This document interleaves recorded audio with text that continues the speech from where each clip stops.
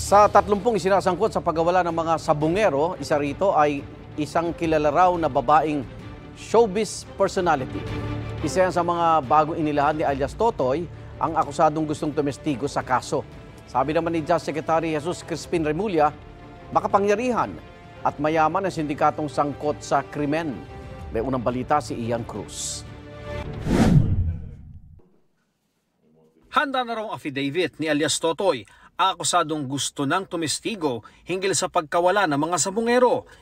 Isusumite raw niya ito kapag kumpleto na ang hawak niyang ebidensya at nasa poder na niya ang mga taong magpapatotoo sa mga aligasyon niya, kasama sa mga isiniwalat ni alias Totoy sa kanyang affidavit.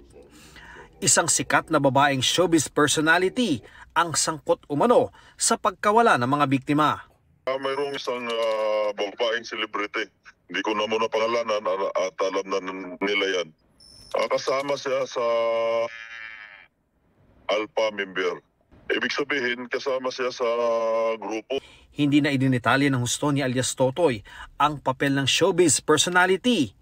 Pero kabilang umuna ito sa mahigit 30 pulis at sibilyan na pinangalanan niyang dapat nakasuhan.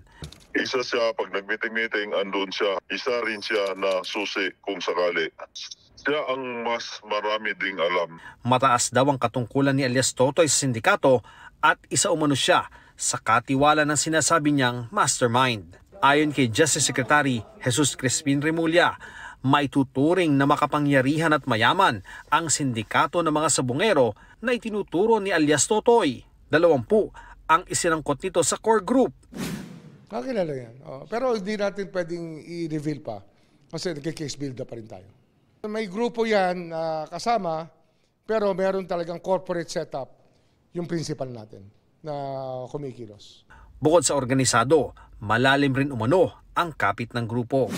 Mayroon pa tayong grupo ng police officers na involved. Hindi ito basta-basta. Some of them, government officials. Minsan na rin anyang nagmalaki ang mastermind na hanggang Korte Suprema ay may impluensya sila. Basta yung sinasabi ng mastermind, narinig ko yung kanyang in his own words, kaya natin yan, kahit Supreme Court daw, kaya niya.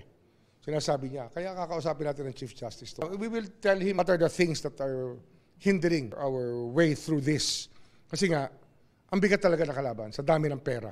Ang Korte Suprema hindi pa raw makakapagkomento ayon sa tagapagsalita na si Attorney Camille Ting dahil hindi pa naman nila nakakaharap si Secretary Remulla kaugnay sa bagay na ito. Gumugulong na naman ang inisyal na pag-iimbestiga ng National Police Commission o NAPOLCOM dahil may isinasangkot na pulis si alias Totoy. Wala anya silang sasantuhin.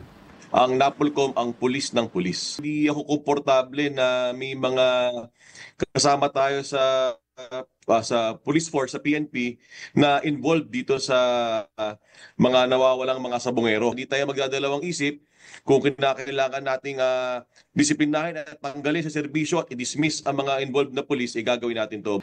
Para sa Justice Department, may kredibilidad si alias Totoy. Credible enough. And sabi ko nga, hindi lang naman testimonya, meron siyang mga dokumento na, tsaka may video pa nga na hawak, na magpapatunay sa sinasabi niya. Papasa po siyang state witness? Step by step yan. Basta that will be left for the prosecution to pave the way for this to happen. Naghahanda na rin ang DOJ sa paghahanap sa mga nawawalang sabungero sa Taal Lake. Kausap na ron ito ang Japan ukol sa dagdag na kapabilidad sa underwater search. In the Japanese government for assistance here.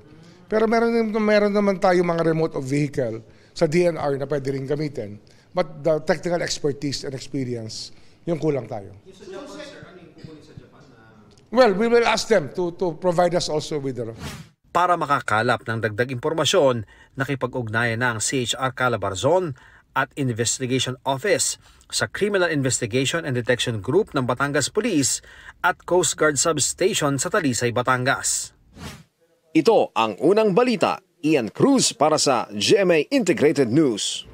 Igan, mauna ka sa mga balita, mag-subscribe na sa GMA Integrated News sa YouTube para sa iba't ibang ulat sa ating bansa.